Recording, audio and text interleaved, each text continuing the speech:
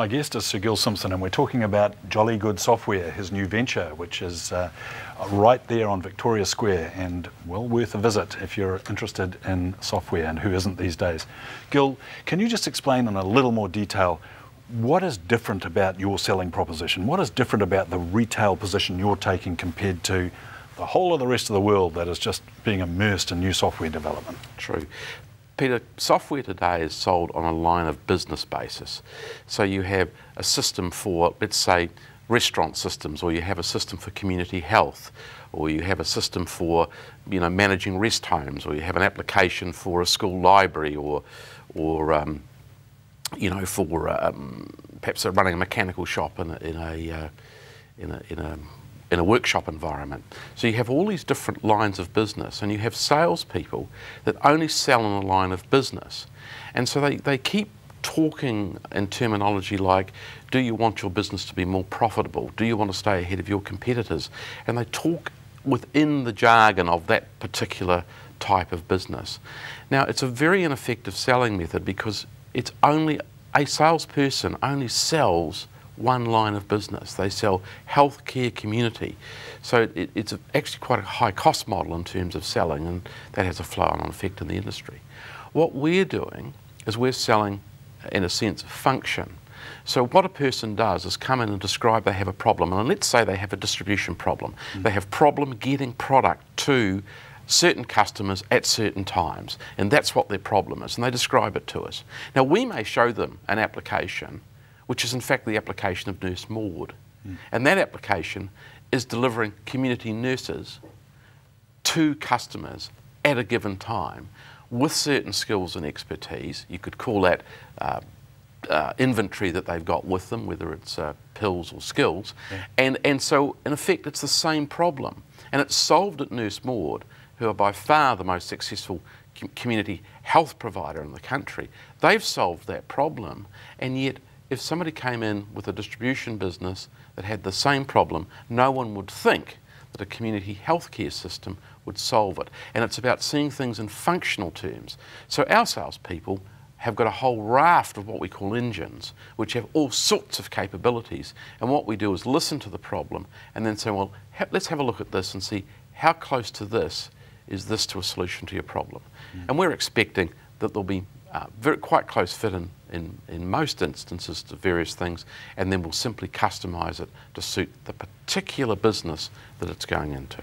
And will your salespeople be able to talk in a language that the customer understands? Yes. There's not going to be a huge barrier there in terms of technical speak and someone just wanting a solution to their problem? No, because what they're doing is just talking about functions.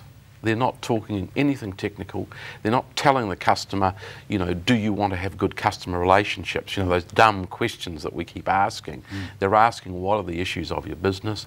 The person's describing those issues that they're dealing with, and the salesperson is connecting that up, if you like, to this library of functional capability that we've got.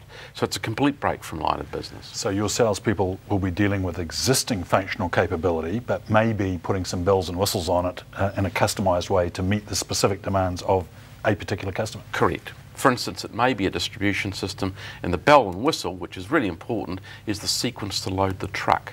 They really need to load the truck in the sequence they're going to unload it. Now that might be something, so it's a distribution system, but in fact a little thing they want added is the sequencing of the unloading of the truck, which is of course how you load the truck. It's going to require salespeople with some skill, Gil.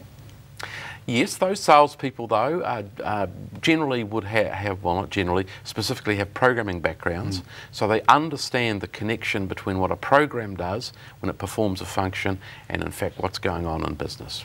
They know what they're selling. Yes, they do. Really important.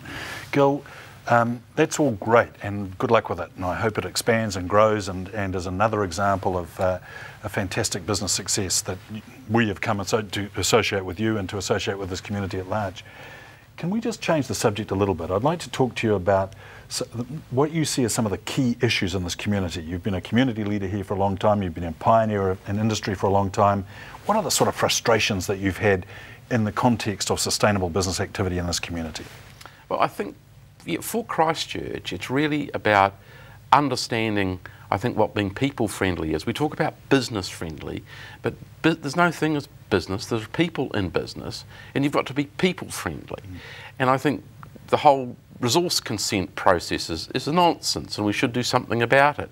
You know, for the red and black ribbons that we hung around our city to celebrate the 125th anniversary of us being a city, that took an 18-page resource consent. I mean, I've got a hard copy of that, which I'm pleased to say, so that there's no question that this is not anecdotal. I do have a copy of it. Yeah. But it's just bizarre. How can it take 18 pages to hang some red and black ribbons around our city? That's a nonsense. And that nonsense, though, perpetrates through. And we talk about change management and cultural change management at the council. And I say, well, what? You know, change that we can take 18 pages is the change we would have taken 27 pages. Yeah. I don't see anything actually material in the sense of changing us into being people-friendly. People don't need that kind of hassle. I mean, it took me nearly 6 weeks to get a building permit to put the new software gallery in Victoria Square into a pre-existing modern building that hadn't been fitted out. Just the fit out took nearly 6 weeks for a building permit. And I would say that was reasonably fast-tracked. Now, that's nuts. That's very, very interesting, and a good example of why we need to be as business-friendly as possible in this community. Thanks, Sir Gil. Thanks for coming in. Really appreciate the discussion. Good luck with your business. We'll see you next week. Goodbye.